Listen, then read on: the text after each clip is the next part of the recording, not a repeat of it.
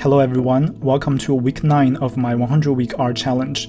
My name is Michael, and through this 100-week art challenge, I'm exploring my personal artistic voice. I also document and share this journey in my videos. In last week's video, I talked about my history of studying art and how I felt lost after trying many different artistic paths and still had not found my unique artistic voice. My conclusion was that my tunnel vision had limited me to only be interested in and study representational applied arts, which would be created for commercial purposes down the road, whether it's portraiture, still life, entertainment concept art, character design, or illustration. In order to fully embrace creative freedom and make myself genuinely excited about my art as a sustainable career and lifestyle, I decided to switch my direction and try studying art in the realm of non-representational fine arts, which are truly expressive and free, and would not necessarily lead to any financial return. I also realized that the kind of artwork that I enjoy seeing might not necessarily be what I enjoy creating. So this week, I sought advice from a friend of mine who had been experimenting with abstract art for a while, and her work is quite free and therapeutic. She does not limit herself with materials or tools. Instead, she lets the artwork itself guide her throughout the creative process. It often led to intriguing texture and amazing compositions. I haven't got my own painting materials yet, so I tried abstract painting for the very first time in Photoshop using Kyle Webster's brushes. I only worked on a few small-scale ones. Each took only a few minutes, and to be honest, it was quite scary to paint them. I didn't know where to start, and after a few strokes, I would find myself constantly thinking about colors and composition. After working on a few of them, I gradually loosened up and started picking random colors and put down random brushstrokes, while reassuring myself that if it didn't look good, just paint over or start over. No big deal.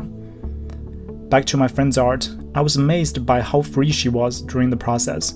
It was so different from the kind of highly controlled process I had been used to. There was no reference search, no pressured thumbnail sketches, and no meticulous drawing, only experiment and expression.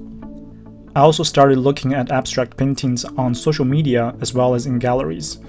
Instead of my usual hasty disregard, I began looking at them with patience, curiosity, and appreciation.